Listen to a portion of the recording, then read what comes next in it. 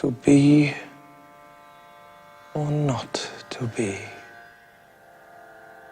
That is the question.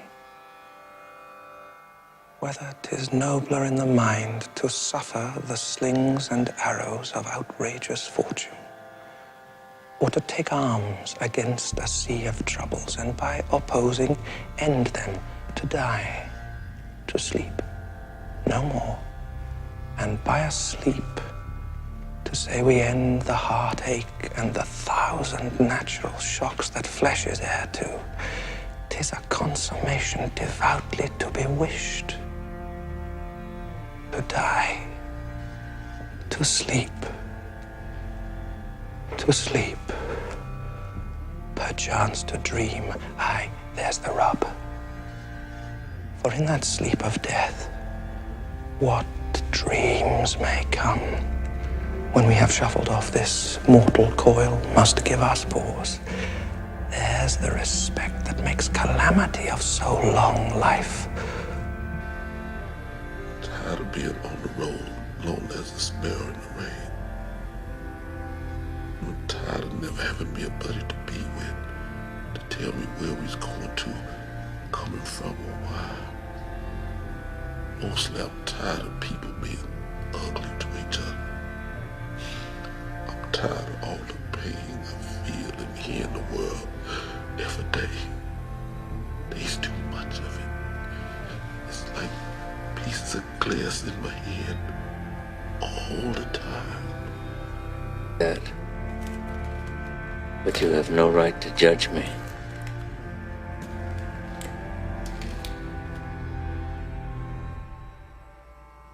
It's impossible through words to describe what is necessary to those who do not know what horror means. Horror. Horror has a face, and you must make a friend of horror. Horror and moral terror are your friends. If they are not, then they are enemies to be feared. They are truly enemies. Is it working for a living when I carried my best friend's legs under this arm and the rest of them under this arm? I saw a fucking baby. His fucking head cut off. I saw a fucking pile of feet in the middle of the street and I had to clean it up. I gave my fucking life for this country. That's not work. And what's it done for me? Huh? What's it fucking done for me? He's thrashing around up at the start, so I press down harder until he's drowned. Priest arrives though. He's grabbing me by the hair, dragging me through the woods, promising me a proper hiding. But I knew I did the right thing by that wee fool. And I could take the punishment for all our boys.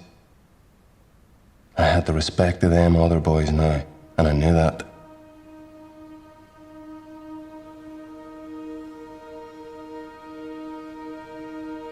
I'm clear of the reasons, though. I'm clear of all the repercussions.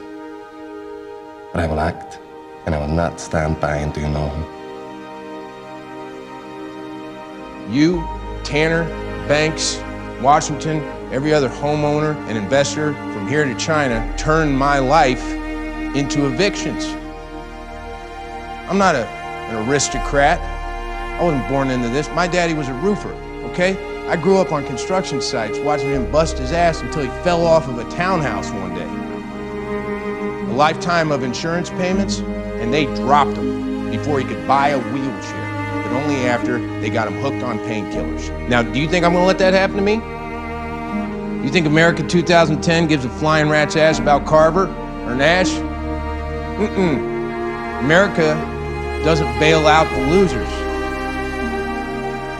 America was built by bailing out winners, by rigging a nation of the winners, for the winners, by the winners. Here's to the crazy ones, the misfits, the rebels,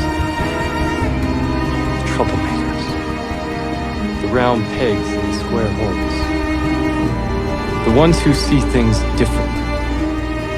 They're not fond of rules, and they have no respect for the status quo.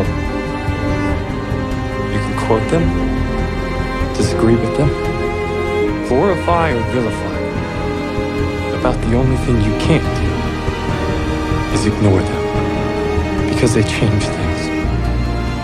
They push the human race forward. And while some may see them as the crazy ones, we see genius. Because the people who are crazy enough to think they can change the world are the ones who do.